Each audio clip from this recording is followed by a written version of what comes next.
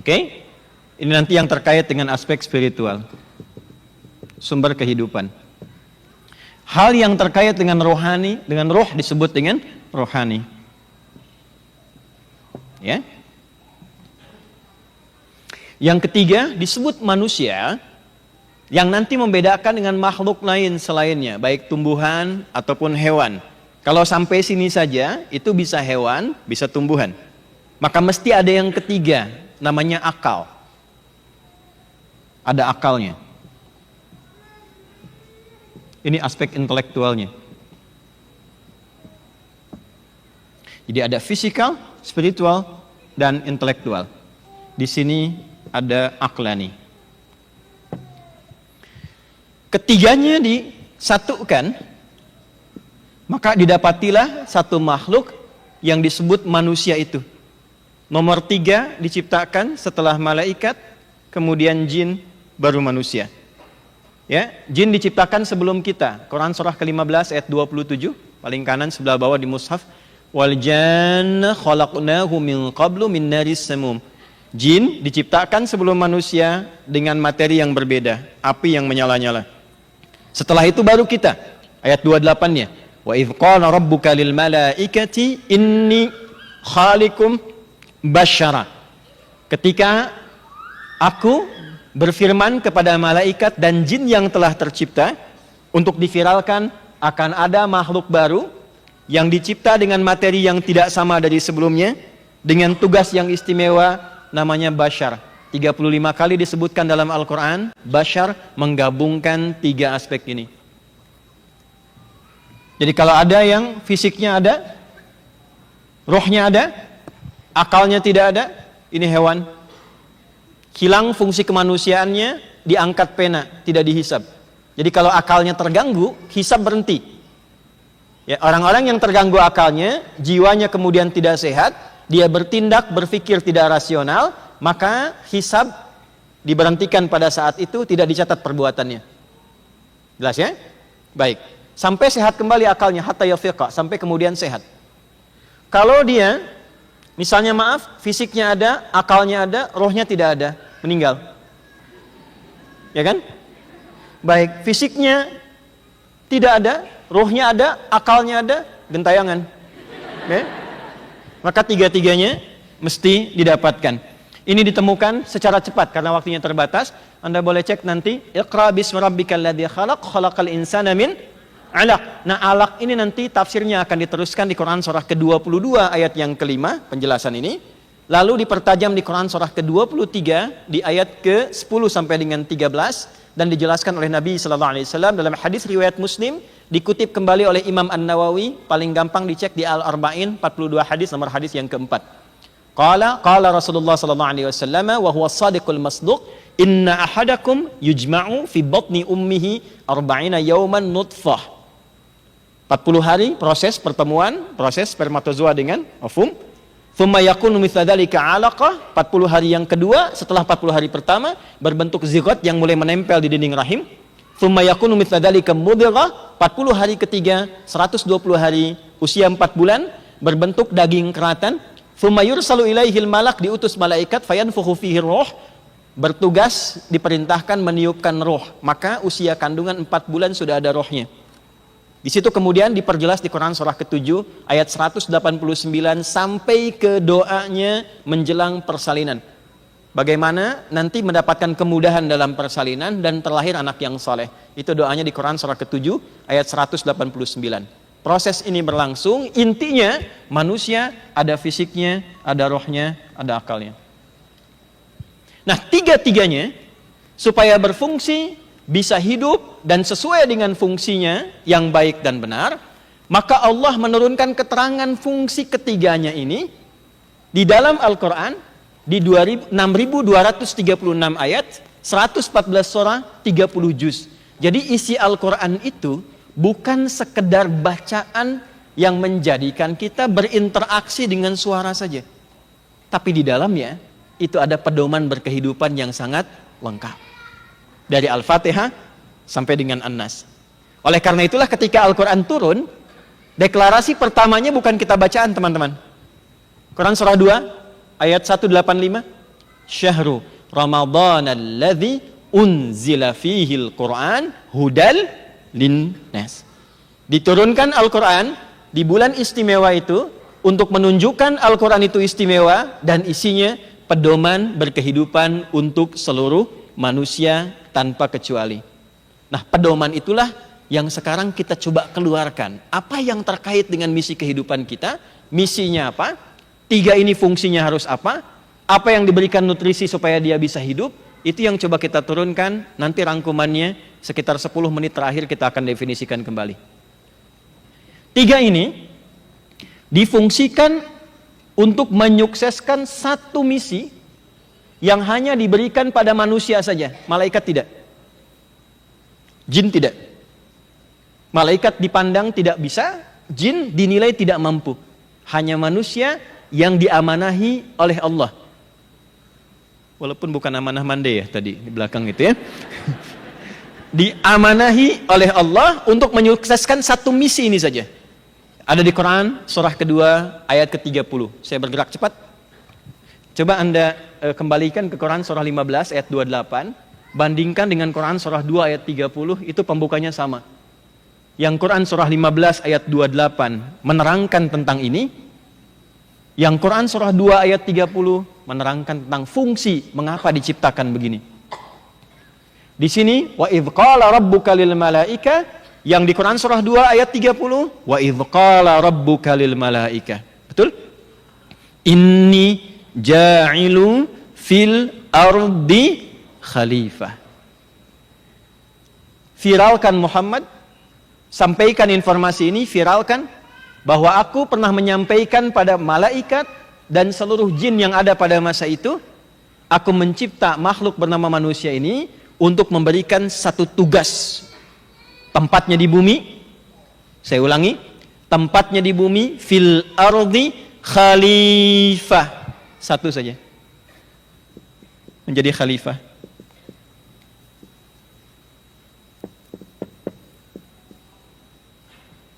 Oke. Apa itu khalifah? Apa itu pemimpin? Khalifah. Khalifah itu asalnya bukan pemimpin. Pertama, khalifah itu dari kata khalafa yang punya sifat saling menggantikan. Artinya apa? Tidak ada yang abadi yang akan hidup di bumi ini. Semua pasti akan meninggalkan bumi ini dan digantikan oleh generasi berikutnya. Oke? Jadi Allah mendeklarasikan bumi ini bukan tempat tinggal, tapi tempat meninggal.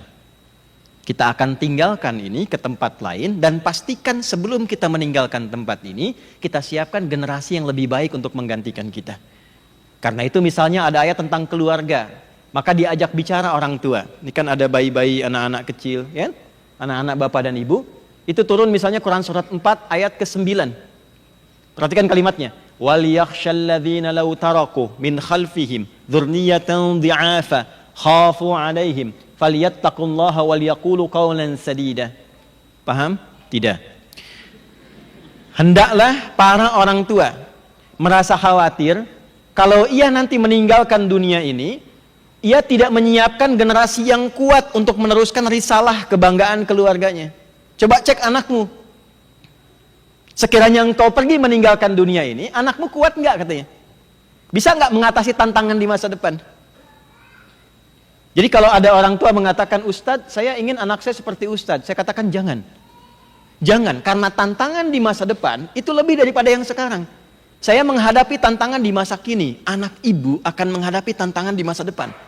Maka berikan ia bekal yang kuat, karena setiap yang tinggal tidak akan abadi. Selalu ada yang meneruskan generasi berikutnya. Khalifah yang kedua juga bermakna puncak dari kesuksesan. Sukses. Tapi pada puncaknya. Nah, ya teman-teman Kensuse dan yang lain yang hadir saat ini, ya ketika kita, Anda, saya sudah berkehidupan di muka bumi ini dan sudah punya pilihan hidup, maka amanat Quran mengatakan begini, jangan tanggung. Capai puncak tertinggi dari kesuksesan yang bisa kita raih pada pilihan hidup yang telah kita tetapkan.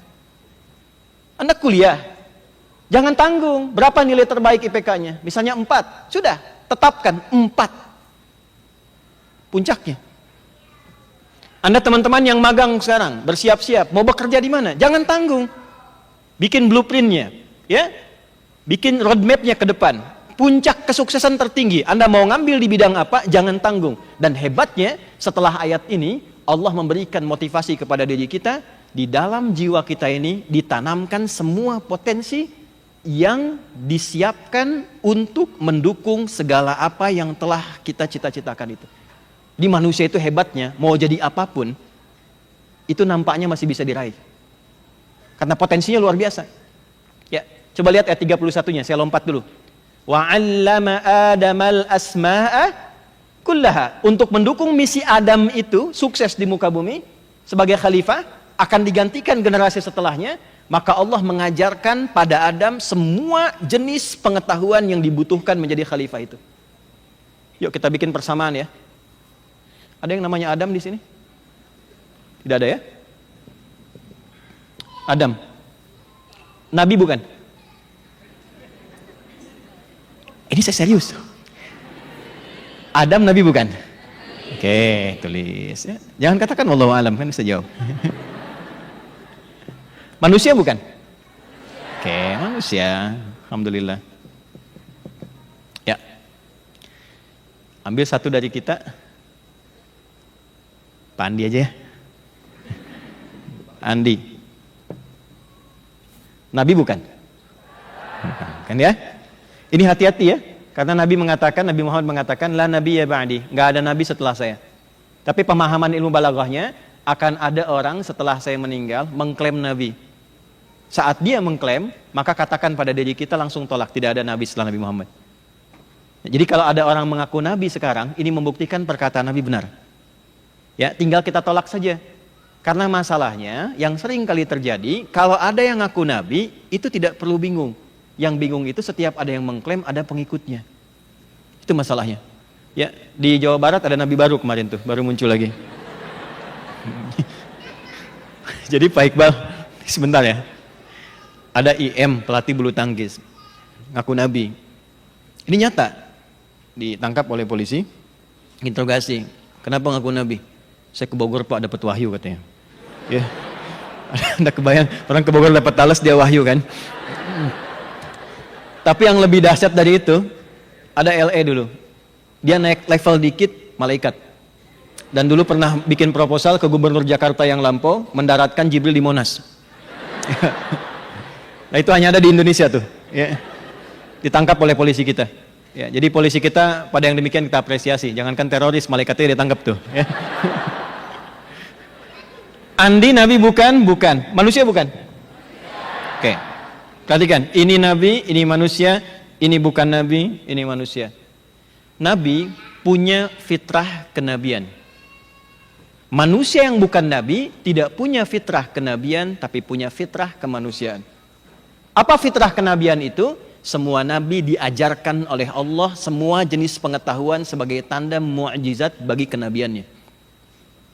Nabi Muhammad itu nggak sekolah pun bisa pintar karena langsung diajarkan. Oke? Tapi kita yang bukan nabi tidak langsung diajarkan, tapi diberikan, ditanamkan, diberikan potensi pada diri kita.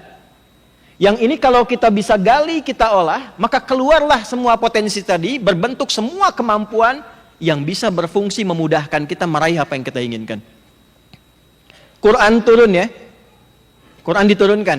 Nabi Muhammad menghafal tidak? Halo? Menghafal. Jangan maksa. Beliau menghafal, tapi karena punya fitrah kenabian, turun ayat Quran surah 75 itu, ayat 16 sampai 18. La tuharnik bihi lisanaka lita'jala bi. Jangan kamu cepat-cepat gerakan lidahmu, lisanmu untuk menghafal itu dengan kemampuanmu.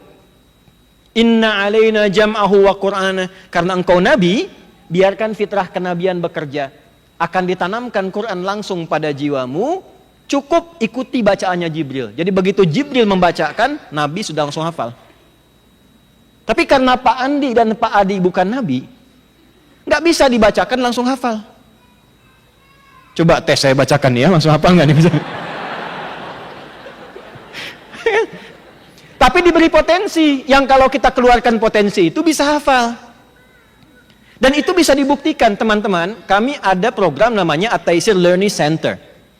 Salah satu programnya menghafal Quran lintas usia. Dari usia 3 tahun sampai tanpa batas ke atas. Peserta terbesar, maksudnya paling senior, itu 82 tahun kemarin. Hafal Quran 30 juz.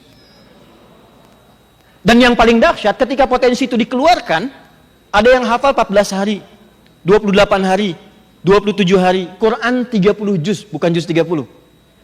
Betul-betul, ya. Ada yang nggak bisa lihat, ada yang divonis, maaf, otaknya lumpuh.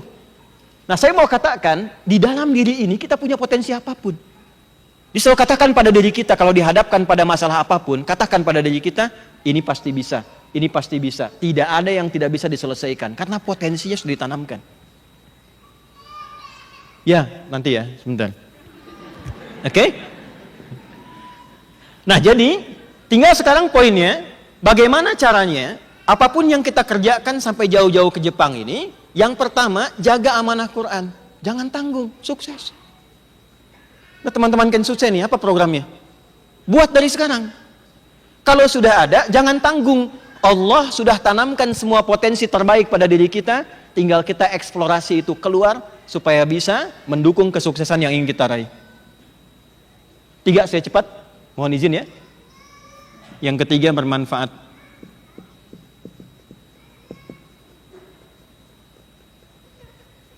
Dimanapun kita bertempat, Ardun itu asalnya bukan bumi asalnya. Ardun itu setiap tempat yang kita pijak. Ya. Misal sekarang Anda di Jepang, ini Ardun kita. Nanti di Indonesia, Ardun kita. Dimanapun Anda berpijak, jadilah pribadi dan manusia yang senantiasa mampu menebar manfaat.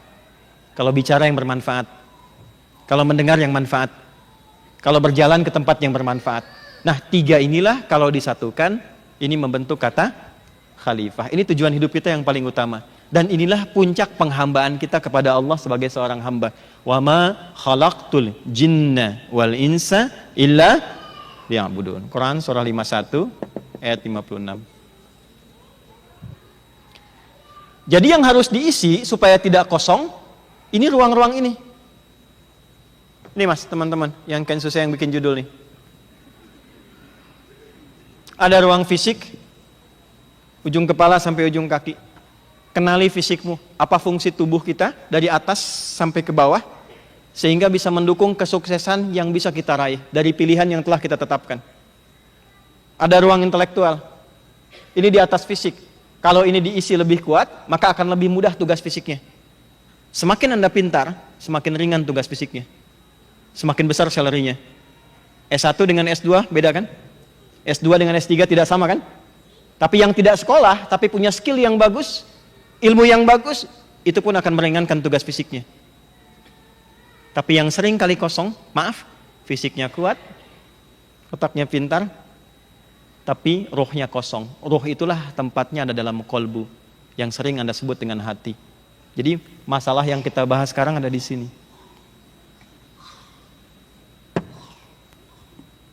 Untuk menuju ke sini, dari sisa waktu ini, izinkan saya menyampaikan 2 hal lagi dengan cepat. 1, kita ambil role model dulu ya.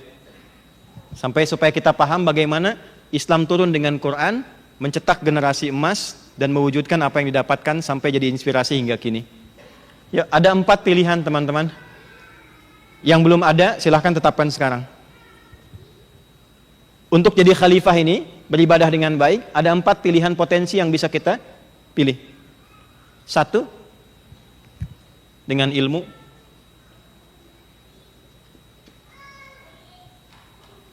2, dengan harta. 3, dengan kedudukan. 4, dengan tenaga.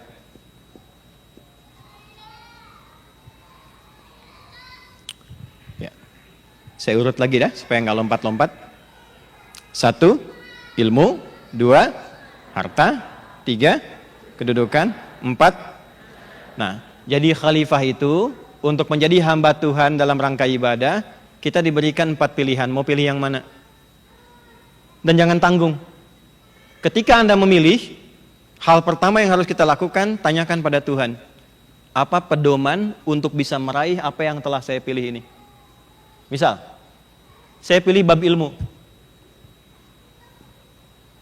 Jangan tanggung. Sampai ke puncaknya nih. Sampai kesuksesan puncaknya. Anda mau pilih di bidang apa? Sampai jadi profesornya, perisetnya, terus cari sampai menemukan tingkat terunggul tertinggi yang mampu kita raih. Nah, untuk ke arah sana, supaya terisi 3 ruang ini dengan benar, keluarkan ayat-ayat yang terkait dengan pengetahuan. Keluarkan hadis-hadisnya. Belajar dari sirah orang-orang dulu yang pernah sukses di zamannya, menempuh jalan pendidikan ini. Saya mau tanya pada teman-teman yang kuliah, yang mengajar dan sebagainya, izin untuk sharing. Selama kita mendalami aspek pengetahuan ini, pernah nggak mengeluarkan ayat-ayat Quran yang terkait dengan bimbingan pengetahuan?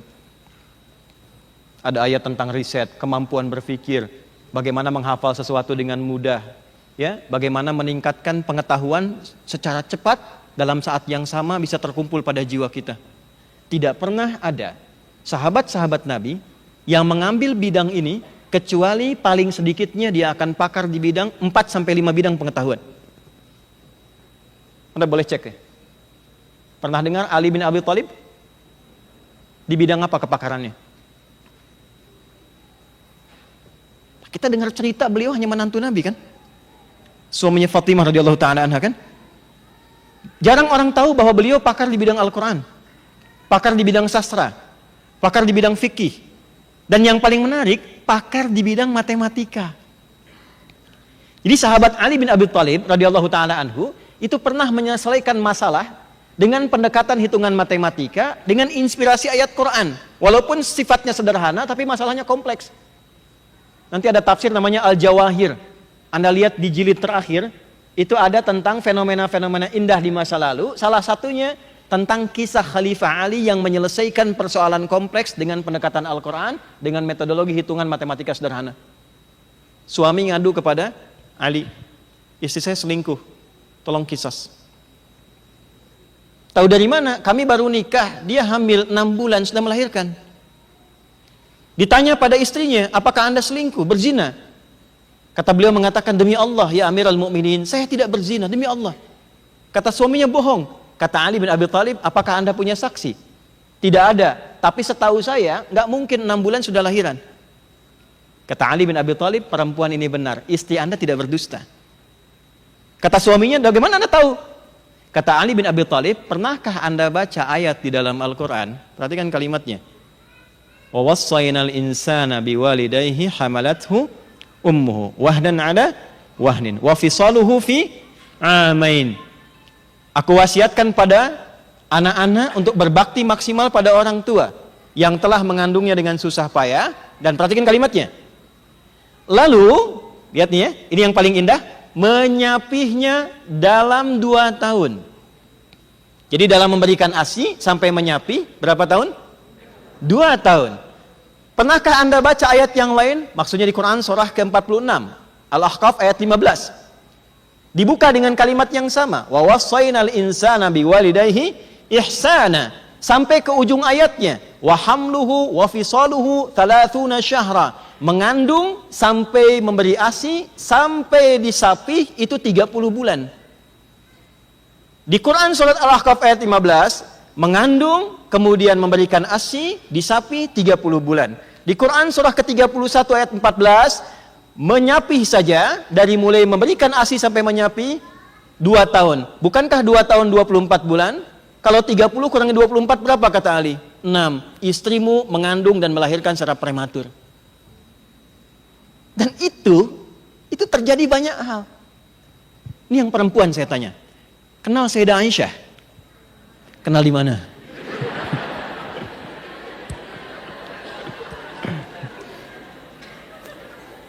Sayyidah Aisyah itu, beliau menguasai 2000 hadis, ahli Quran, ahli tafsir, ahli fikih perbandingan, dan yang tidak banyak tahu, beliau pakar di bidang kedokteran.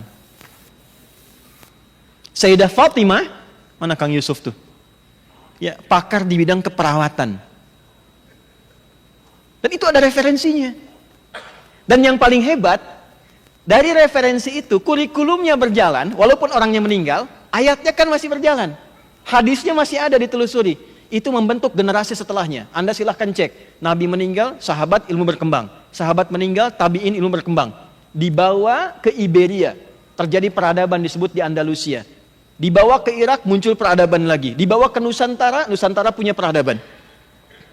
Jadi nggak nanggung. Pertanyaan besarnya, apakah ayat-ayat yang sama, hadis-hadis yang sama, kurikulum yang sama pernah dikeluarkan oleh pelajar-pelajar muslim masa kini untuk menggali manfaatnya sesuai dengan kebutuhan spesialisasi bidang ilmunya? Ini. Oke, harta. Banyak uang. Mana tuh tadi? Tapi kosong. Song hati. Teman-teman pernah dengar Utsman bin Affan? Pernah ya? Sahabat Nabi, hebat. Uangnya banyak? Tidak. Anda salah. Utsman itu di level 3, uangnya tidak banyak. Jadi ada 3 level, uangnya banyak, 2, banyak banget, 3, kebangetan banyaknya. Anda cek sebelum masuk Islam dengan setelah masuk Islam. Sebelum masuk Islam, berapa hartanya Utsman? Setelah masuk Islam, berapa hartanya Utsman? Dan yang hebat, apakah ketika beliau kaya banget itu, kosong hatinya enggak? Spiritualnya masih jalan enggak? Apa tandanya spiritualnya hidup? Ibadahnya jalan kan? Sholatnya dikerjakan, baca Qurannya dikerjakan. Utsman itu sampai jadi pebisnis yang sangat sukses, malam tidak pernah meninggalkan tahajud. Sekalipun dalam tugas bisnis luarnya. Nanti di copy paste oleh muridnya, Abdurrahman bin Auf. Kaya juga, modalnya pakaian yang melekat, durasi cuma 3 tahun, teman-teman kan susah kan 3 tahun tuh ya. Itu bisa dikeluarkan profilnya Abdurrahman bin Auf, 3 tahun tanpa modal, cuma pakaian melekat di badan, jadi orang paling kaya nomor 1 di Madinah. Saya waktu mendapatkan honoris causa kedua itu di Universitas Muhammadiyah Jakarta. Dan itu selektif sekali. Jadi tidak pernah memberikan honoris causa kecuali harus punya karya ilmiah, hasil riset, dan itu akan diuji oleh 15 profesor. Dan hanya 2 orang yang dapat di situ sepanjang sampai dengan detik ini. Satu Bung Karno, yang kedua kami. Nah, saya meriset salah satunya tentang Abdurrahman bin Auf yang hartanya itu kalau kemudian kita nilai dengan konteks kurs yang sekarang itu kurang lebih 14 triliun. 3 tahun. Banyak uang. Tapi hatinya nggak kosong. Beliau tahajud juga, baca Quran juga. Sayyidina Utsman itu meninggalnya teman-teman, maaf, pebisnis yang sukses, jadi pemimpin, sedang puasa, baru selesai baca Quran, dan ketiduran, mimpi bertemu dengan Abu Bakar dan Umar radhiyallahu taala anhuma. Kata keduanya, kamu jangan buka dulu, nanti kita buka dengan Nabi sekalian. Meninggalnya sebagai seorang pebisnis yang tercatat dalam sejarah, seorang pemimpin, maaf, hartanya, asetnya sampai sekarang masih ada. Beliau pernah membeli aset sumur, lalu diwakafkan, kebunnya diwakafkan, sekarang itu menjadi hotel besar di Madinah dengan nama Wakaf Utsman bin Affan, lalu hasilnya disimpan di Bank Saudi atas nama beliau, disedekahkan untuk kepentingan umat Islam. Dan meninggalnya dalam keadaan puasa, sedang tilawah Quran, habis tahajud malamnya. Jadi sebetulnya kaya itu kalau kita mau ngambil jalan harta jangan nanggung, kaya banget, sukses. Tapi bagaimana saat yang bersamaan kaya juga tapi hatinya nggak kosong, ini jalan. Nah ini sudah ada rumusnya dulu. Pertanyaan saya, apakah teman-teman yang mengambil jalur bisnis sudah pernah mengeluarkan ayat-ayat tentang bisnis?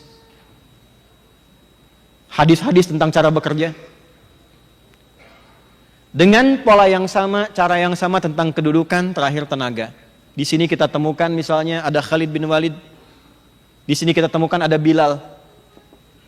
Dan hebatnya semuanya nggak pernah iri. Bilal nggak kaya, nggak sepinter Ali, nggak sehebat Khalid bin Walid.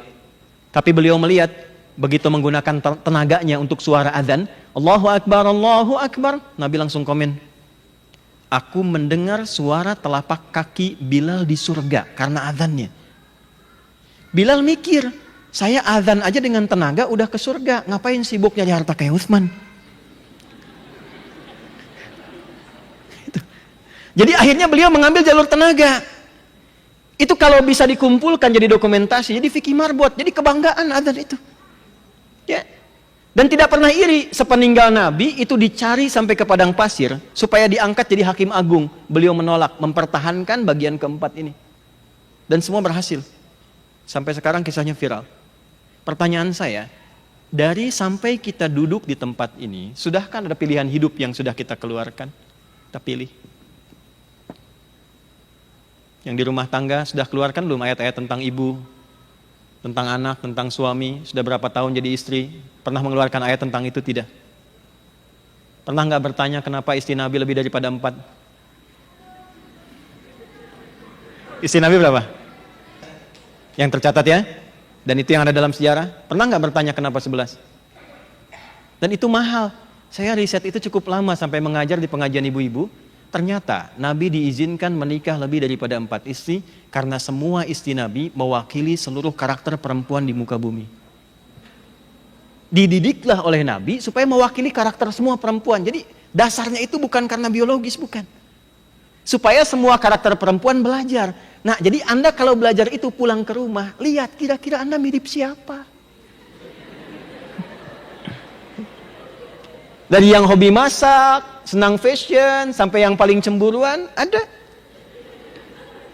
Ayo saya serius. Ya, Sayyidah Saudah binti Zam'ah itu hobi masak. Menikah dengan Nabi sudah sepuh. Tapi hebatnya, kalau beliau bikin adonan tepung, Nabi datang. Itu Nabi masih sambil bermain dengan tepung itu mencolek di keningnya dan masih panggil sayang. Kapan terakhir manggil sayang tuh? Ada yang senang pengajian, ada kajian berangkat, ya. Ada yang senang pakai fashion, tampilan beda-beda, kadang pakai seragam. Ada. Nanya suami, papa bagus yang mana ya? Oh, ke kajian ustadz nih, ya kan? Yang putih atau yang biru? Suami bilang kayaknya biru deh mah. Ah, kayaknya putih deh. Dia nanya tapi punya jawaban, ya kan? Begitu berangkat hitam.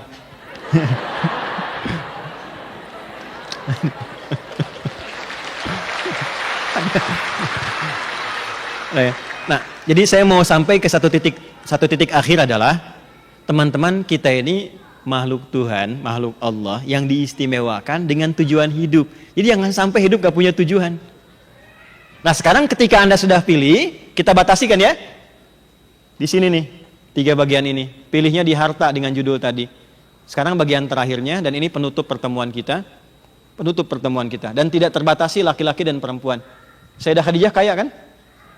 Kaya. Dan ingat, kaya ketiga-tiganya. Kaya harta, dan fisiknya digunakan untuk melayani dakwahnya Nabi. Kaya hati, bagaimana kesabarannya sangat luar biasa. Maaf sekali, Anda buka hadis Al-Bukhari, di tema pertama, Kitab Badul Wahyi, nomor hadis yang ketiga. Saat Nabi turun dari Gua Hira, belum pernah melihat malaikat Jibril dalam bentuk aslinya. Jadi wahyu pertama itu menyamar jadi laki-laki, belum kelihatan aslinya. Begitu turun siang-siang, ada panggilan Muhammad. Muhammad. Tengok kanan, kiri kosong, belakang kosong, depan kosong. Lihat ke atas, ini hadisnya berkata demikian. Aku melihat sosok besar, kayak duduk antara langit dan bumi. Manggil Muhammad, Muhammad. Ilustrasinya begini, Pak Iqbal keluar dari gedung ini, udah kosong. Ada yang manggil, Iqbal. Iqbal. Kanan kiri kosong, depan belakang nggak ada. Nengok ke atas, baju putih, badan besar, rambut panjang, manggil Iqbal. Respon Bapak apa? Lari ya? Apa? Lari kan? Nah, perhatikan bahasa hadisnya begini, faru'ibtu minhu, maka jiwa kemanusiaan Nabi muncul. Bulu kudukku naik, aku khawatir meninggalkan tempat itu dengan segera. Tapi poinnya bukan di sini. Begitu sampai ke rumah, dibuka pintu, ucapkan salam. Yang buka Sayyidah Khadijah. Perhatikan kebesaran hatinya. Saat dibuka dengan keindahan hati, jiwa dan fisiknya, itu baru melihat wajah Sayyidah Khadijah, setengah gelisah Nabi hilang, setengah takutnya hilang. Bisa nggak Pak itu ya? Kita pulang dari kantor, masuk ke rumah, lihat istri, setengah masalah kita hilang itu. Ya. Khadijah. Tapi yang hebat bukan itu. Kata Nabi, zammiluni, zammiluni, selimuti aku, selimuti aku. Digenggam, tiduran, diselimuti. Perhatikan kata-katanya. Lihat kalimatnya. Ini saya terjemahkan supaya mudah dipahami. Sayang, engkau itu orang baik. Tidak pernah punya musuh. Penopang yang lemah, perawat anak yatim. Tanamkan pada hatimu yang paling dalam. Aku akan selalu bersamamu dalam suka dan duka. Dan itu mahal. Itu mahal. Itulah yang dikenang Nabi sampai wafatnya dan diucapkan dalam tidurnya. Khadijah, Khadijah, Khadijah. Anda, kapan terakhir suami mimpi menyebut nama Anda tuh? Ini. Oke, sekarang kita keluarkan menunya ya. Saya langsung buku saja ya, karena teman-teman saya lihat senang baca gitu ya. Berapa menit lagi? 10 menit ya. Langsung buku ya, jadi nanti kalaupun sudah selesai kajian, teman-teman bisa akses bukunya. Bukunya judulnya Al-Jami As-Sahih Al-Musnad Al-Mukhtasar Min Umuri Rasulillahi Sallallahu Alaihi Wasallam Wa Sunanihi Wa Ayyamihi. Ulangi. Karena panjang, disingkat jadi Sahih Al-Bukhari. Oke? Enggak, saya bacakan bukan ingin menunjuk saya hafal, tidak. Na'udzubillah, bukan. Saya ingin menunjukkan bagaimana para ulama itu mengarang kitab, menulis buku. Jadi mereka memberikan tanda dari judulnya. Al-Jami. Buku hadis itu ada 4 jenisnya.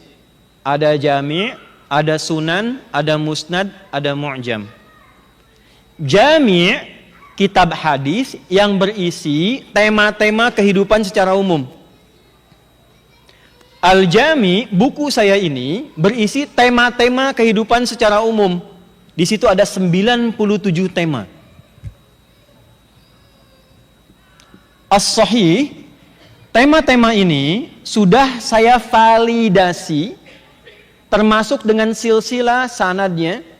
Al-Musnad yang isinya bukan dari kata-kata saya, tapi dari petunjuk-petunjuk Al-Quran dan keterangan hadis Nabi yang saya sudah validasi, saya verifikasi dari setiap zamannya sampai ke Nabi.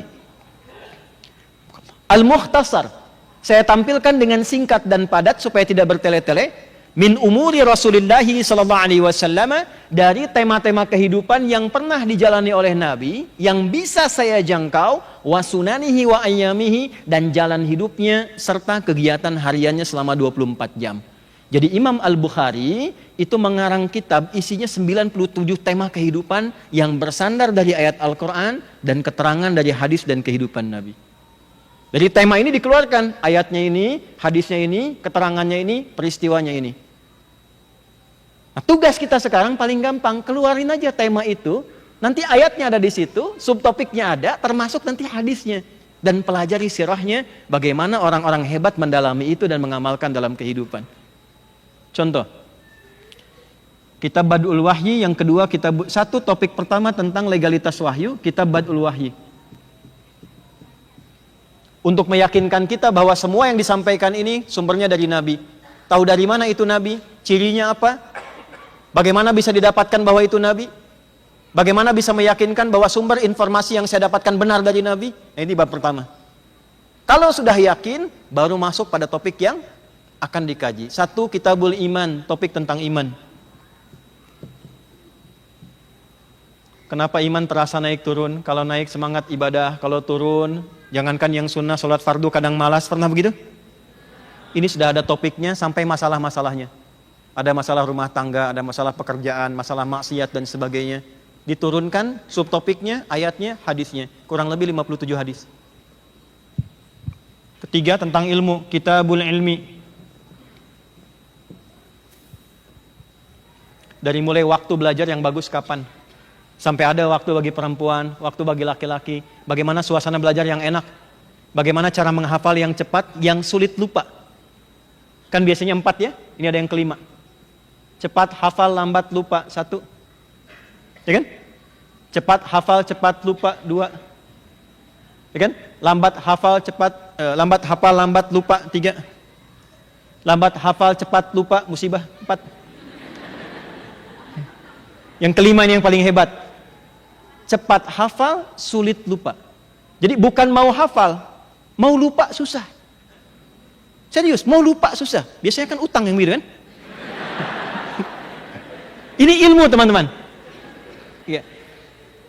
Tahun 97, saya mengeluarkan satu ayat saja dan satu hadis, dan saya ingin buktikan kebenarannya. Ya, sampai hari ini terjadi. Gak apa-apa, biarin. Sini. Shh. Siapa namanya itu? Sini, sayang, sini. Kita tes nih. Shh. Assalamualaikum. Sini. Siapa namanya? Oh ya, ada apa aja sana, apa? Kadang gitu, itulah definisi rezeki. Padahal kalau datang, saya mau kasih hadiah $50 ini. Udah, sana aja.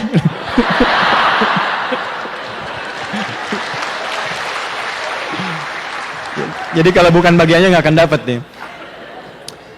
Jadi begitu saya turunkan satu, teman-teman, nanti saya kembali ke rizki ya, karena kan banyak uang tadi. Begitu kita praktekkan, sampai hari ini mau lupa susah. Masih ingat Pak, gurunya siapa, bukunya apa, belajar di mana, suasana kelasnya. Misal saya belajar dulu ilmu tajwid tahun 97, harinya hari Rabu. Jam 2 saya menghafal, jam 4 saya masuk kelas. Sampai sekarang, padahal nggak bisa bahasa Arab, sampai sekarang mau lupa susah. Kitabnya Hidayatul Mustafid fi ilmi tajwid. At-tajwidu lughatan al-ityanu bil jayyidi wa istilahan ilmun yurafu bi aqwa mustaqam sifati wal mududi wa ghairi dhalika katarqiqi wa tafhim wa nahwihima. Ma ghayatu ilmi tajwid ghayatu bulughun nihayati fi itqanil qur'ani alamatul luqiyah min al-hadat nabawiyyati afsahiyati wa qila ghayatuhu sawnul lisan anil khata'i fi kitabillah ta'ala. Itu 97 yang lalu. Saat usia 13 tahun masuk pesantren. Sampai sekarang mau lupa susah. Hanya praktekkan satu ayat, satu hadis. Dulu kami belajar tentang teori musik. Karena kita disiapkan jadi dai untuk meriset. Jadi jangan hanya, saya nggak terlalu suka musik. Karena nggak nyambung dengan Quran. Tapi saya meriset itu untuk menemukan hukum. 97 saya belajar notasi, sampai sekarang masih hafal. Mau lupa susah. Padahal main alat-alat musik saya nggak bisa. Main piano nggak bisa, gitar nggak bisa, sama sekali nggak bisa. Tapi notasi, C, D, E, F, G, A, B, C, G, A, B, C, D, F, G, D, F, G, A, B, C, D, A, B, C, D, F, G, A, F, G, A, B, C, D, E, B, C, D, F, G, Ais B, G, Ais B, C, D, Ais F, this is Ais B, G, Ais B, C. Sampai sekarang. Nah, nggak saya katakan itu untuk menunjukkan bahwa apa yang Allah janjikan itu benar. Jadi jangan terbuai dengan kebanggaan, senang. Bukan, semua orang punya potensi itu. Setiap kita punya potensi itu. Kalau kita aktifkan itu, algoritmanya kita buka, apapun yang kita mau capai dapat. Nah sekarang pertanyaannya, karena judulnya tentang harta, tinggal 5 menit gitu kan. Nah sekarang ada nggak tentang harta penjelasannya? Maka dikeluarkan namanya Kitabul Buyu, pembahasan komprehensif tentang dagang, bisnis, harta dan sebagainya. Namanya Kitabul Buyu.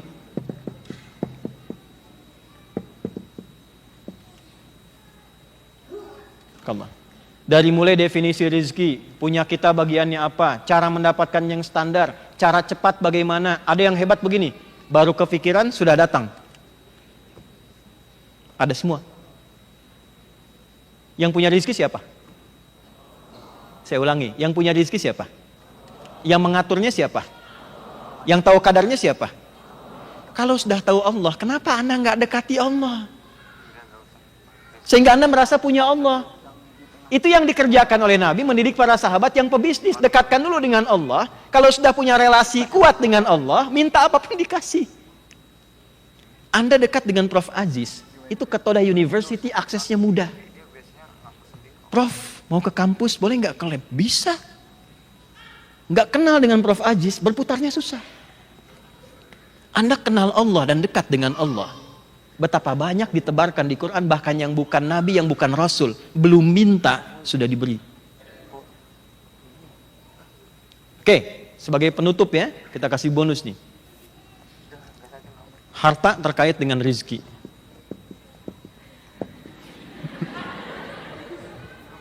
Boleh, silakan. Itu nempel. Alhamdulillah. Sebetulnya saya itu kalau mengajar, kenapa menulis sendiri, menghapus sendiri, bukan tidak ingin dibantu untuk dihapus. Tapi saya itu tahu mana yang harus saya hapus, mana yang tidak harus saya hapus. Sehingga saya tidak harus menulis ulang gitu.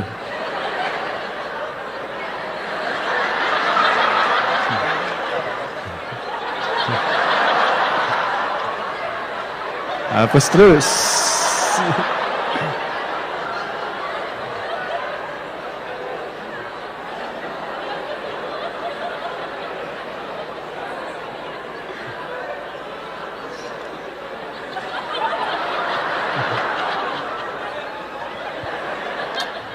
Jadi fisik, neuro, akal, harta.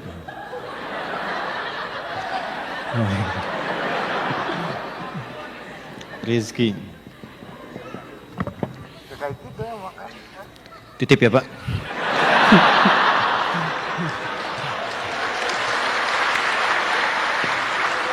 Quran surah ke-51 ayat 22, Quran surah ke-29 ayat ke-60, Quran surah ke-2 ayat 168, Quran surah ke-2 ayat 174, Quran surah ke-7 di ayat ke-96. 1,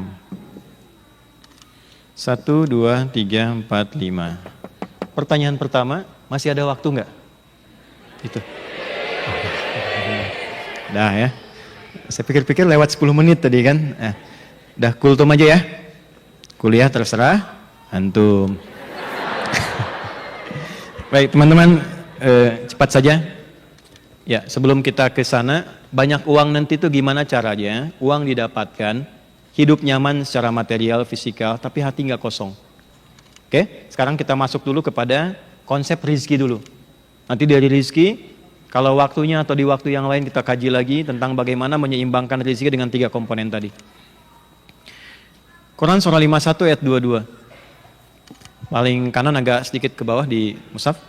Wa fis samai rizqukum wa ma tu'adun. Wa fis samai, dan di langit dalam proses penetapan kita akan hidup di bumi. Rizqukum, rizki kalian itu sudah ditetapkan. Wa ma tu'adun, dan dijanjikan akan diberikan sesuai dengan durasi berkehidupan. Oke, nanti diterangkan oleh Nabi, wa yu'maru bikatsbi arba'in, saat nanti usia 4 bulan, maka Allah perintahkan malaikat datang untuk menetapkan 4 hal. 1 dari 4 ini bikatsbi rizkihi, ditetapkan kuota rizkinya sampai dia meninggal. Kesimpulannya, setiap manusia sudah ada kadar atau kuota rizkinya yang tidak akan tertukar.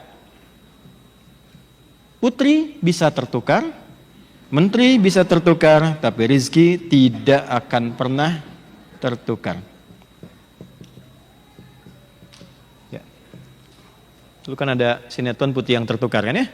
Ya. Rizki tidak.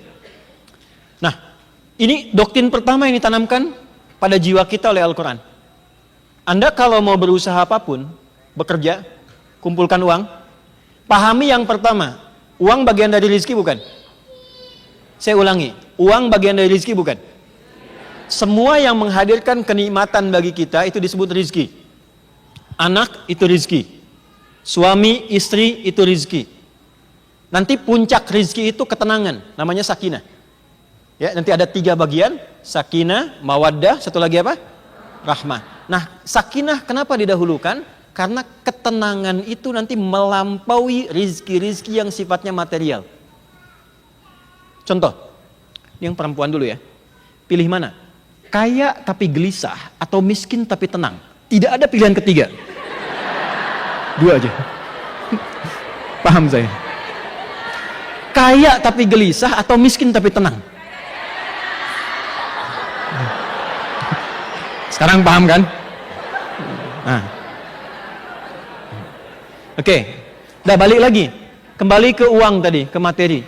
Karena rizki sudah diatur dan tidak akan pernah tertukar, maka norma pertama yang berlaku bagi kita selaku hamba Allah yang mukmin, perhatikan baik-baik. Yakinlah dengan kuota kita dan jangan pernah menyoal tentang kadar rezeki orang lain. Jadi kalau sudah paham rezeki kita sudah ada dan tidak akan pernah tertukar, maka jangan pernah terpikir untuk mengambil rezeki punya orang. Karena kaidahnya, kalau sudah tertata kadarnya, tidak akan bertambah, nggak akan berkurang. Pas. Jadi kalau ada orang mencoba mengambil rezeki punya orang lain, dan hadir pada dirinya, tidak akan menambah rezekinya. Yang akan diterima oleh dirinya dan dikonsumsi, itu hanya kuota dirinya saja. Contoh, dia mendapat dari hidup sampai meninggal, cuman 1 miliar misalnya. Cumannya ini kadar untuk kemaslahatan dia. 1 M itu kadar yang jelas. Supaya dengan itu hidupnya baik, selesai tugas dunianya, dibawa pulang ke akhirat tanpa masalah. Dan ini dijadikan misteri, gaib sifatnya. Sebab untuk mendukung manusia supaya semangat mencarinya. Kalau diberikan informasinya berapa kuotanya, nggak akan semangat hidup. Mbak misalnya rezekinya 1 miliar. Sore ini udah ngambil 999.999.000 rupiah. Tinggal 1.000, apakah mau datang ke kajian? Tidak. Di kamar, ya astagfirullah. Pingsan, datang teman, bawa minuman, baru 1 sedot 1.000 meninggal. Nih, dibuat rahasia. Nah kalau ngambil punya orang, misal ada orang korupsi. Ada yang terpikir korupsi. Ngambil misalnya punya orang 100 miliar. Ini hanya melelahkan diri saja. Sebab ketika ngambil punya yang lain, yang akan dia konsumsi tetap kadar rezekinya saja, cuman 1 M ini. Makannya tetap segitu, minumnya segitu, sampai dapat 1 M meninggal. 99-nya nggak akan pernah didapatkan. Hanya nafsunya saja. Kumpulkan, hitung, pengen nambah, sampai meninggal, yang kepake cuma ini saja. Dan ini diajarkan di Quran. Kenapa nanti turun ayat-ayat tentang jangan mencuri, jangan menipu, jangan merampok, jangan kurangi timbangan, dan hukumnya haram kan? Apa artinya haram?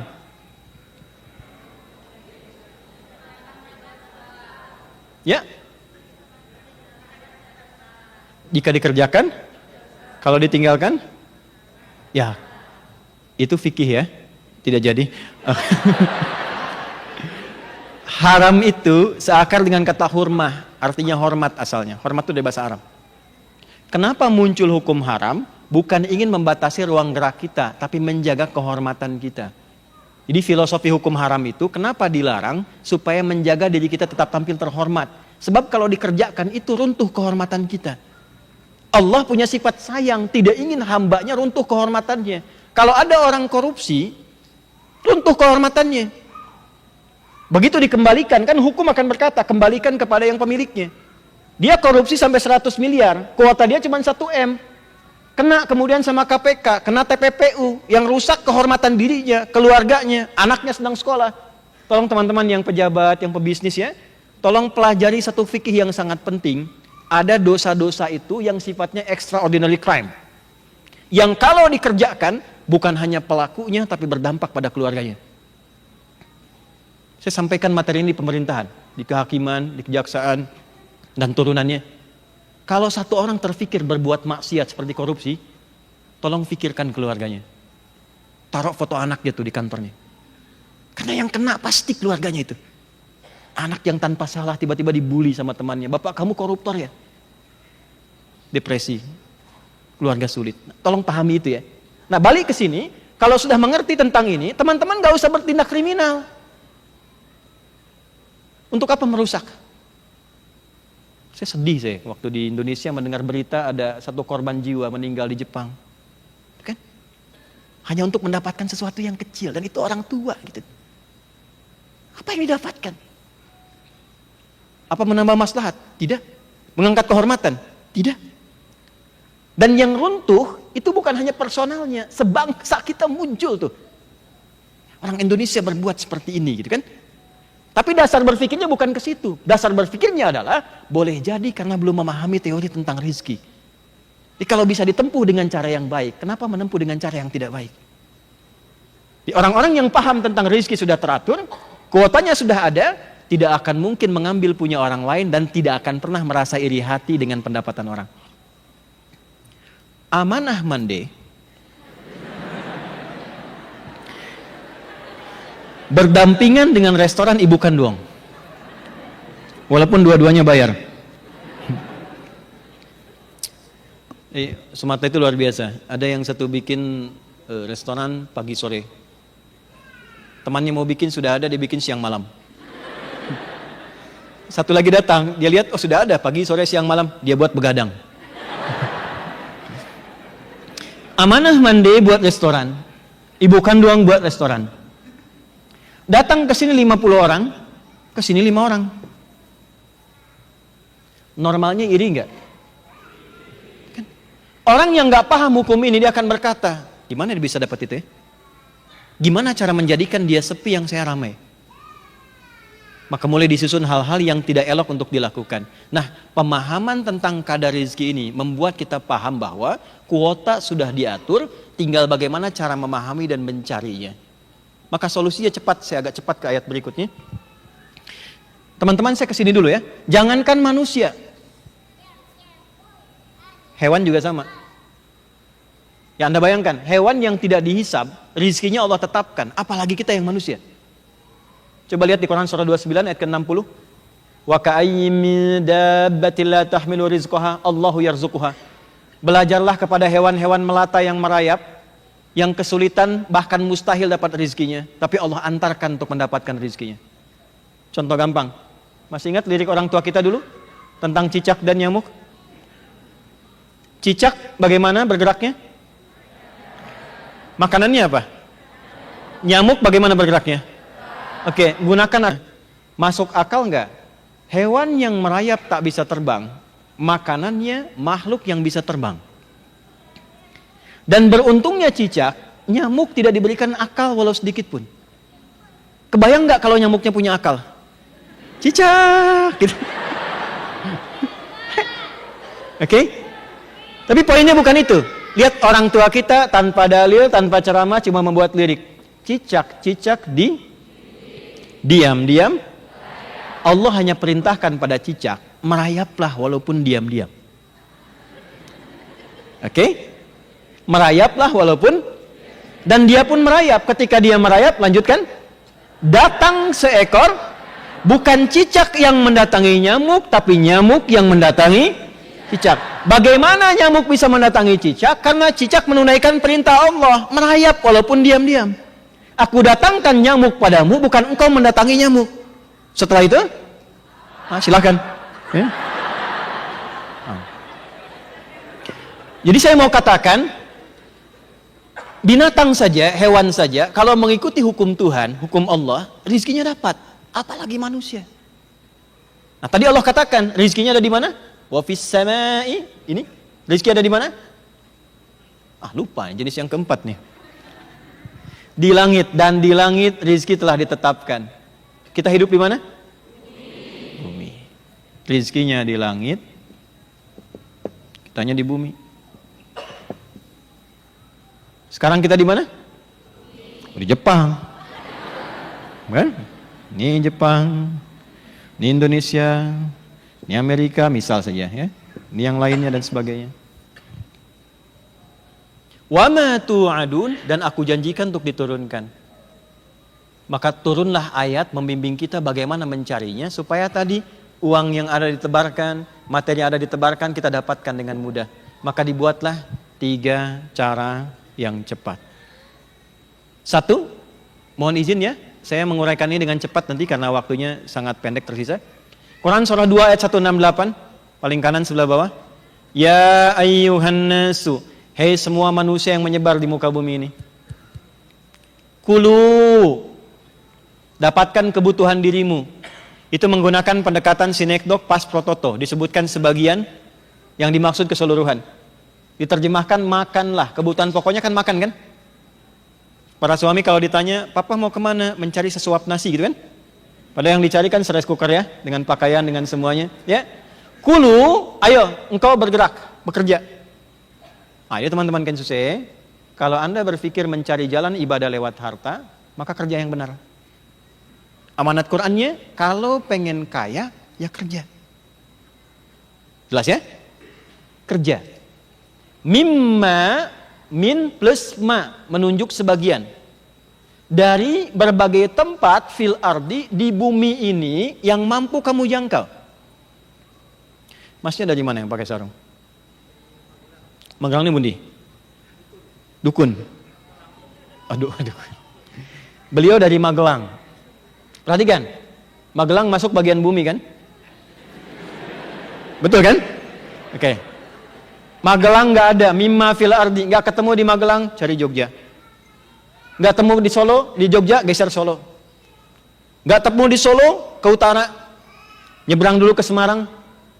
Dari Semarang geser lagi ke Demak, geser lagi ke Kudus, geser lagi nggak dapat ke Rembang, geser ke Lasem, geser ke Tuban, ke Gresik, ke Surabaya, nggak ketemu di Jawa Timur, Jawa Tengah tak ada, Jawa Timur, Jawa Barat, nggak ketemu di Jawa, ke Sumatera, nggak ketemu di Sumatera, Kalimantan, nggak ketemu di Asia Tenggara, Jepang.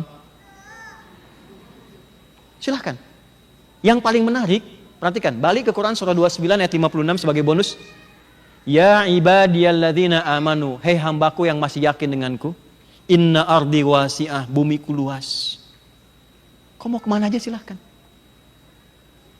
Jadi kalaupun Anda sudah ada di sini, niatkan untuk beribadah kepada Allah. Jadi cara bekerjanya itu bukan sekedar kerja. Kalau cuma kerja, maaf ya, yang belum beriman pun banyak yang kerja.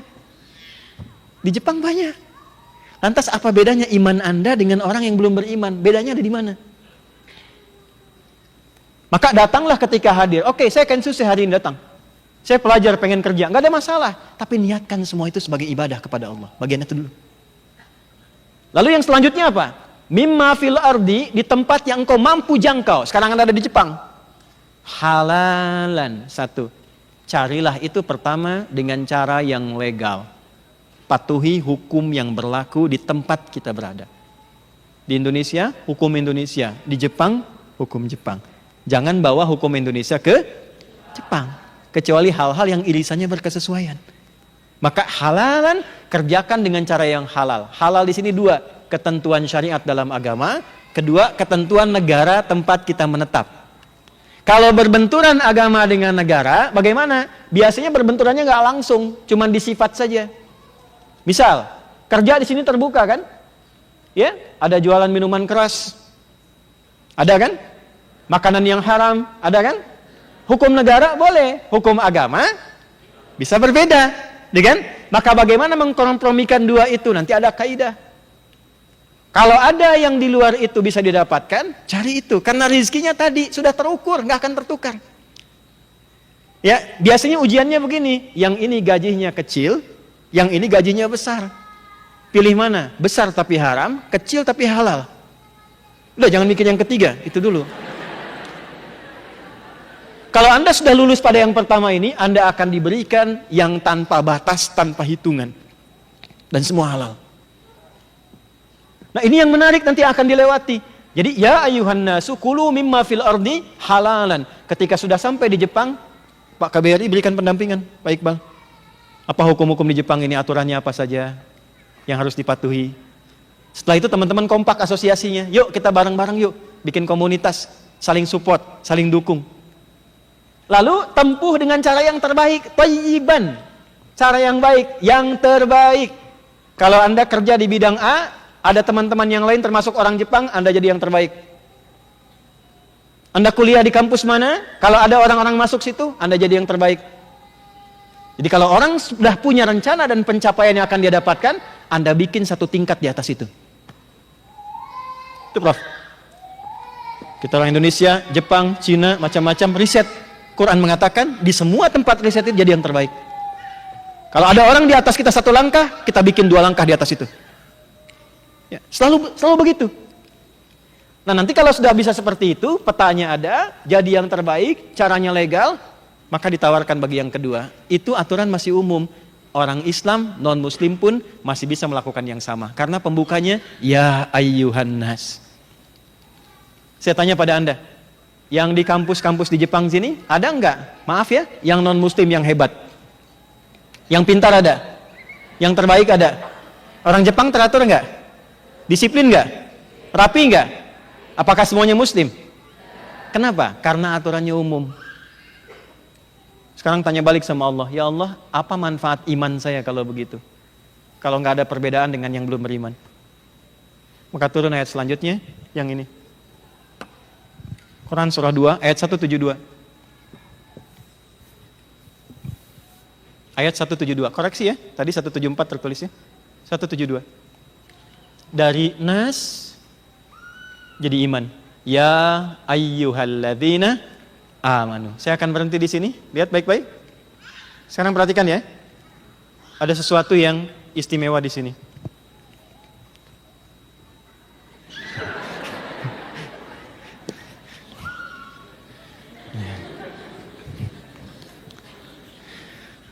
Kadang-kadang ya hidup itu seperti itu.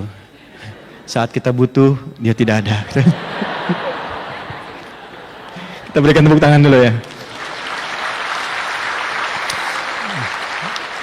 Ya, sekarang lihat sini. Ya ayyuhan nas. Saya buat di sini ya ayyuhan nas.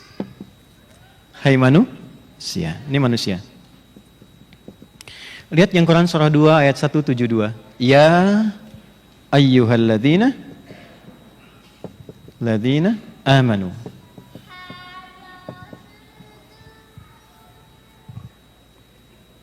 Di sini kulu mimma fil ardi halalan thayyibah. Saya tulis lagi ya. Perhatikan teman-teman ya. Ini yang menariknya di sini nih. Kulu mimma fil ardi, lalu kita dapatkan dua. Oke. Halalan thayyibah. Fokus. Yang di sini kulu min thayyibati ma razaqnakum. Oke. Ada yang beda nggak? Ada yang beda? Sekarang lihat sini. Ya ayyuhan nas, hai manusia. Umum mencakup yang muslim, yang non-muslim, semua tanpa kecuali. Laki-laki, perempuan, dan sebagainya. Kalau dia mau bekerja keras dengan cara yang legal dan berusaha jadi yang terbaik, dia sukses. Jadi jangan salahkan orang lain dan jangan salahkan Tuhan. Ya Allah, kenapa dia sukses? Ditanya balik, kamu kerja nggak seperti dia? Kamu serius nggak seperti dia? Kamu kerja keras nggak seperti dia? Karena hukumnya universal. Tapi kalau kita tanya balik, ya Allah, apa beda iman saya dengan dia? Saya sudah beriman, saya yakin dengan engkau, dengan dia yang belum beriman. Pembedanya apa? Maka turunlah ayat yang selanjutnya. Ya ayyuhalladzina amanu. Hei semua orang yang menyatakan beriman. Lintas segala hal. Laki-laki, perempuan, besar, kecil, tua, muda, dekat, jauh. Perhatikan ya. Ya disebutkan 361 kali untuk menunjukkan panggilan umum. Yang dekat, menengah, jauh. Ayyuha disebutkan 150 kali dalam Al-Quran. Ayyunya munada menguatkan hukum, haknya mengingatkan, tanbih. Alladzina disebutkan 1080 kali dalam Al-Quran, mencakup semua kalangan tanpa kecuali. Kalau diterjemahkan begini, hei semua tanpa kecuali yang merasa beriman. Laki-laki, perempuan, besar, kecil, tua, muda, dimanapun kau menetap. Merasa jauh dariku, dekat atau menengah. Sepanjang kau merasa punya iman, aku kuatkan, aku ingatkan kalian. Kulu, walaupun sudah beriman, tetap kerja. Jadi jangan diharapkan kalau beriman itu langsung turun dari langit, yen. Ya, gak mungkin, tetap kerja juga. Lalu bedanya apa? Perhatikan kalimatnya. Kalau kerjanya pakai iman, bukan hanya dengan fitrah kemanusiaan, maka yang pertama halalnya dibuang oleh Al-Quran. Yang ini kerjanya tidak pakai iman, masih umum, halalnya masih ada. Yang ini halalnya hilang. Kenapa halalnya hilang? Karena orang yang kerja pakai iman, imannya secara otomatis langsung menuntun ia pada yang halal. Jadi orang beriman itu gak akan pernah kepikiran yang haram. Kalau bekerja masih pakai iman, tidak akan mencari yang dilarang. Kalau suami hidup dengan iman, tidak akan mencari yang dilarang. Kalau istri bekerja pakai iman, tidak akan pernah mengecek status suami orang. Enggak, ini contoh ya, maaf. Ini syaratnya dulu. Allah tanya balik, benar nggak beriman? Jangan-jangan beriman, tapi masih berpikir mencari yang haram. Nah itu imannya belum fungsi. Nah kalau benar kerjanya pakai iman seperti ini, mencari yang halal saja, memang awalnya agak berliku. Tapi perhatikan, ma razaqnakum. Kalau engkau cari pakai iman, aku yang dekatkan rizki kepadamu, bukan engkau yang kelak sulit mencarinya.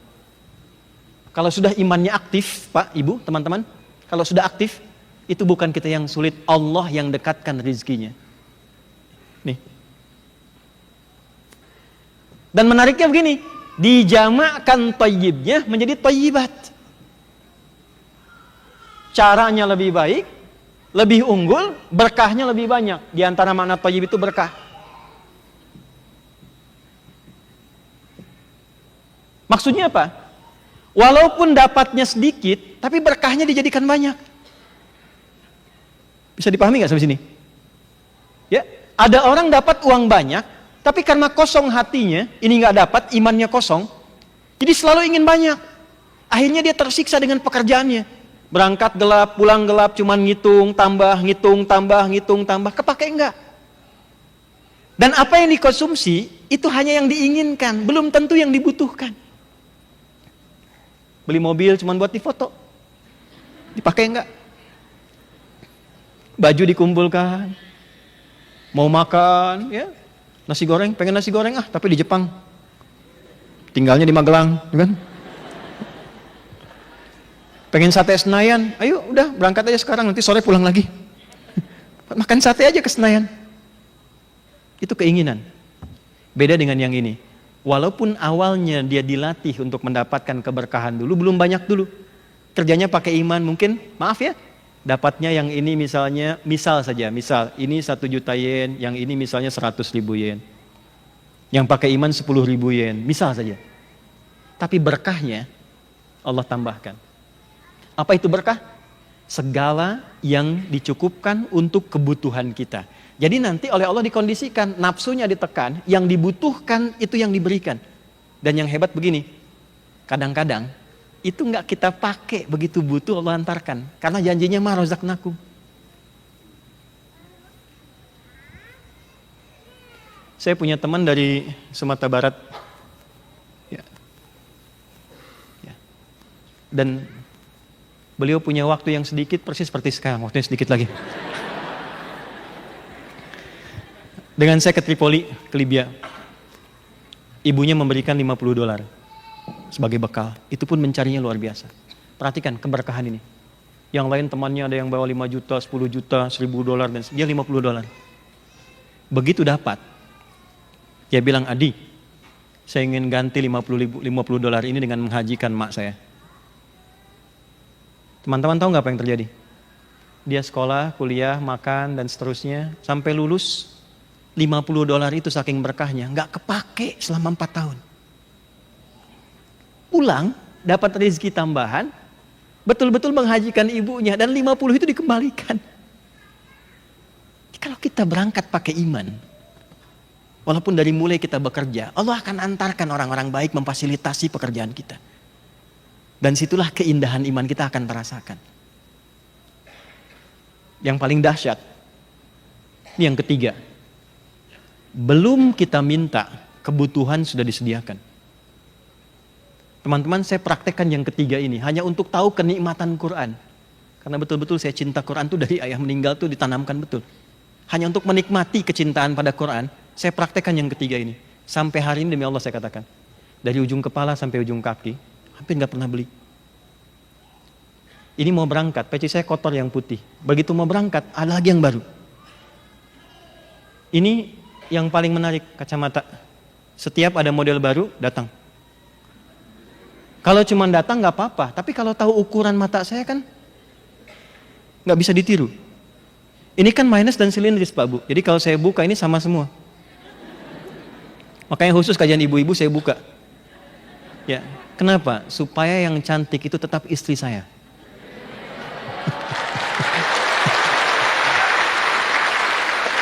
Pakai lagi ya. Balik. Ini sama jam sampai sepatu. Gitu. Saya dari bandara ke sini dijemput juga, bukan mobil saya. Nggak, mau saya katakan sampai hari ini teman-teman, sampai hari ini. Dan dunia dibuat kecil gitu, jadi seakan-akan tuh kecil. Dan itu pun membuktikan kebertuhanan kita kepada Allah. Nah, bagaimana kita bisa mendapatkan bagian yang terakhir ini? Nanti ada yang perempuan, ada yang laki-laki, bahkan diabadikan ayatnya di Quran. Itu karena waktunya habis, kita akan pelajari lagi di pertemuan yang berikutnya. Oke. Jadi saya simpulkan dulu. Nanti baca sendiri ya, Quran surah 7 ayat ke 96. Nanti baca sendiri. Nanti ada yang kerja biasa nggak pakai iman, ada kerja pakai iman, yang terakhir pakai iman dan takwa. Walau anna ahlal qura amanu wattaqau lafatahna alaihim barakatim minas sama'i wal ard. Kesimpulannya satu, kenapa ada orang sukses tapi hatinya kosong? Boleh jadi saat dia bekerja dia hanya mengisi 2 ruang dalam 3 bagian dirinya untuk kebutuhan intelektual dan fisiknya saja. Tidak seimbang dengan kebutuhan spiritualnya. Sedangkan kita makhluk yang diciptakan dengan 3 unsur pokok. Semua butuh makanan, semua butuh minuman. Fisik butuh makan, kalau tidak lemas, sakit, meninggal. Pikiran butuh makanan, kita baca, kita sekolah, kita belajar. Tapi jangan lupa, roh pun butuh nutrisinya, butuh makanannya. Maka teman-teman yang Kensusei yang lainnya, silahkan beraktivitas, tapi tolong seimbangkan 3 bagian ini. Waktunya sholat, sholat. Karena Allah yang paling tahu tentang kebutuhan roh kita. Kalau sedang gelisah, itu penyakit hati, bukan pikiran. Itu hati. Maka buka mushaf, baca Quran. Yang hebat, Anda baru buka, itu kadang-kadang buka acak keluar ayat sesuai dengan kebutuhan kita. Dan tenang, masuk masjid, sholat 2 rakaat, minta sama Allah. Itu untuk mengisi kekosongan hati.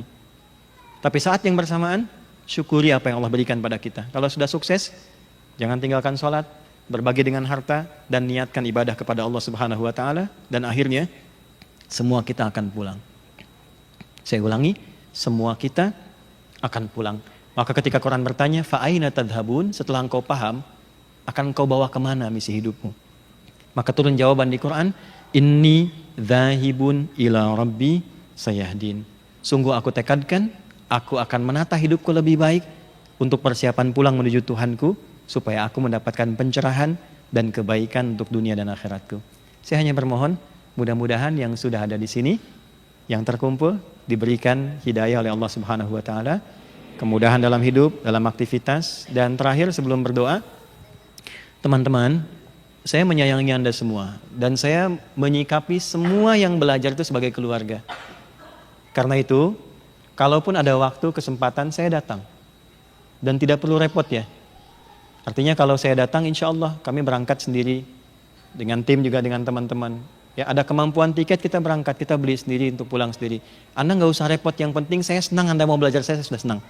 Jadi pada panitia, nggak usah repot-repot ya, jangan nyiapkan apapun, jangan ngasih amplop, jangan ngasih apa-apa. Saya datang ini sebagai tugas saya. Tugas saya Allah tugaskan untuk mengajar. Karena itu saya sudah selesaikan, sekali lagi, saya datang, sudah mengajar, menulis, menghapus sendiri, bantuin dikit. Jadi hisab saya sudah enak. Kalau saya ditanya apa yang kamu kerjakan di Jepang, ya Allah, saya sudah berikan segalanya dan itu kembali kepada teman-teman untuk mengamalkannya. Jika saya sudah datang ke sini dan tidak meminta apapun pada Anda kecuali menjadi pribadi yang lebih baik dan belum cukup itu menyadarkan kita untuk jadi baik, mumpung saya masih di sini sampai besok pulang, tolong tunjukkan dengan cara apa lagi kita mesti belajar supaya menjadi pribadi yang lebih baik. Mari kita berdoa, mudah-mudahan doa kita diterima oleh Allah Subhanahu wa Ta'ala. اللهم تقبل منا إنك أنت السميع العليم وتب علينا إنك أنت التواب الرحيم اللهم إنا نسألك خير ما سألك رسولك المصطفى نبينا محمد صلى الله عليه وسلم ونعوذ بك من كل ما استعاذ بك عنه رسولك المصطفى نبينا محمد صلى الله عليه وسلم. Ya Allah, kami memohon segenap kebaikan yang pernah dimintakan oleh Rasulmu Muhammad sallallahu alaihi wasallam, dan kami berlindung kepadamu dari segala keburukan yang pernah diperlindungkan kepadamu oleh Nabi kami Muhammad sallallahu alaihi wasallam. La tada'lana fi maqamina hadza dzamban illa ghafarta. Ya Allah, jika ada pendosa hadir di ruangan ini, mengikuti kajian ini, maka mohon jangan biarkan ia pulang meninggalkan tempat ini kecuali Engkau telah ampuni seluruh dosa-dosanya. Wala hamman illa farajtah. Jika ada yang datang membawa kegelisahan, maka jangan biarkan ia pulang kecuali Engkau telah tenangkan keadaan hatinya. Wala maridan illa syafaitah. Jika ada yang sakit di antara kami, mohon angkat dan sembuhkan penyakitnya. Wala asiran illa yassartah, jika ada yang datang membawa kesulitan, mohon ringankan dan hilangkan kesulitannya. Wala hajatan min hawaijid dunya wal akhirati fiha laka ridwan wa fiha lanas salah illa qadaitaha ya arhamar rahimin. Ya Allah, jika ada satu di antara kami yang memiliki harapan, permohonan tersembunyi dalam relung hati yang paling dalam, selama itu baik untuk dunia akhiratnya, mohon kabulkan dengan pengabulan yang Kau sukai. Ij'al jam'ana hadza jam'an marhuma wa tafarruqana min ba'di tafarruqan ma'suma. Ya Allah, jadikan pertemuan kami saat ini membangun kekeluargaan yang saling memperhatikan dan mencintai di antara kami dalam kebaikan. Dan bila pun kami mesti berpisah, jadikan perpisahan kami mempertemukan kami dalam keadaan yang lebih baik daripada hari ini. Allahumma ighfir lana dhunubana wa khaffif anna hisabana wa kaffir anna sayyi'atina fi ailatina wa fi auladina wa fi azwajina. Ya Allah, mohon hilangkan sifat-sifat pada diri kami yang melekat yang kurang baik. Gugurkan kesalahan-kesalahan pada diri kami yang membuat kami ingin menjadi semakin lebih baik. Dan mohon ampuni dosa kami dalam keluarga. Jika ada anak yang kurang baik karena orang tuanya, kami mohon ampun kepadamu. Jika ada orang tua yang kurang baik karena ulah anaknya, kami mohon ampun kepadamu. Allahumma ya arhamar rahimin, ati anfusana taqwaha wa zakkiha anta khairul man zakkaha anta waliyuha maulaha. Ya Allah, mohon hilangkan sifat-sifat kurang baik pada hati kami. Jadikan jiwa kami bersih, bergaul dengan baik, dan menjadi hamba-hamba yang lebih baik setelah ini. Ij'al baqiyata hayatina hayatan thayyibah wa akhir wafatina husnul khatimah. Ya Allah, setelah meninggalkan kajian di ruangan ini, jika terbuka lembar kehidupan yang baru untuk kami, bimbing kami untuk membuka lembaran kehidupan baru yang lebih baik dari sebelumnya. Dan bila pun hari ini adalah hari kami untuk kembali kepadamu, mohon jadikan hari ini husnul khatimah untuk kami. Khaffif hisabana lakuna kalimat at-tauhid la ilaha illallah Muhammad Rasulullah. Ya Allah, mohon dalam sakaratul maut kami, ringankan lisan kami untuk berucap la ilaha illallah Muhammad Rasulullah. Wa ajib kalimatana biqaulika ya ayyatuhan nafsul mutmainnah irji'i ila rabbika radiyatan mardiyah fadkhuli fi ibadi wadkhuli jannati. Dan mohon jawab ya Allah kalimat kami dengan panggilanmu yang indah, hei jiwa yang tenang, cepat pulang kepadaku. Aku ridha denganmu, engkau pun akan ridha dengan pemberianku. Jadi hambaku yang baik, aku siapkan surga untukmu. Allahumma ya Allah nawwir qubura walidina wijiwarina wa ikhwatina ya Allah al-amwat. Jika ada satu di antara kedua orang tua kami telah meninggalkan kami, maka mohon ya Allah anugerahkan cahaya di alam kuburnya dan beri kami kemampuan untuk berbuat baik, beramal dengan karya kami yang menjadi jariyah yang menerangi kehidupan mereka di alam sana. Allahumma rabbana alif baina qulubina wahfad biladana Indonesia waj'alhu baldatan thayyibatan wa anta tardaha. Ya Allah, lembutkan hati kami dan orang-orang sekitaran kami, berikan hidayah pada tetangga kami, teman kami di sekolah, di pekerjaan, di Jepang ini ya Allah, agar mampu mengenal Islam. Dan mohon jaga negeri kami Indonesia, satukan, jauhkan dari perpecahan, dan beri kami kemampuan untuk memakmurkan negeri kami sebagai amanah darimu ya arhamar rahimin. Rabbana atina fid dunya hasanah, fil akhirati hasanah wa qina adzabannar. Bifadlika subhana rabbika rabbil izzati amma yasifun, wassalamun alal mursalin, walhamdulillahi rabbil alamin. Terima kasih untuk disampaikan. Anak-anak ada berapa di sini? Yang anak-anak kecil? Ya? 90-an. Oh, mudah-mudahan. Kamu sini. Sini. Luar biasa. Ayo, berikan tepuk tangan. Boleh dibantu? Bantu Mas di pangkus sedikit. Makasih Pak. Maksudnya. Baik, kita tos dulu. Nah, di five yang kencang. Kosong. Wah. Siapa namanya? Aslan mau jadi apa? Aslan suka mobil-mobilan? Suka. Aslan mau $100 atau mobil-mobilan? Mau. Jangan dengarkan mereka. Aslan mau $100 atau mobil-mobilan? Mobil-mobilan. Aslan mau $200 atau mobil-mobilan? Mobil-mobilan. Bagus. Aslan mau $300 atau mobil-mobilan? Mobil-mobilan. Bagus. Nanti beli mobil-mobilan ya. Ya. Tuhannya namanya siapa? Allah. Nabinya siapa? Nabi Muhammad. Masya Allah. Ya, tambahin. Udah nanti habis nih. Dan sini, duduk sama Ustaz. Ada lagi yang lain? Baik, tawakal aja ya. Terima kasih. Assalamualaikum warahmatullahi wabarakatuh. Terima kasih banyak Ustaz Hidayat atas ilmunya. Mudah-mudahan bisa jadi manfaat untuk kita semuanya dan bisa menjadi berkah untuk Ustaz juga insyaallah dan kita semua di sini. Amin ya rabbal alamin. Mungkin sebelum kita tutup ada sedikit sesi dokumentasi dan penyerahan cindera mata dari pihak KMI.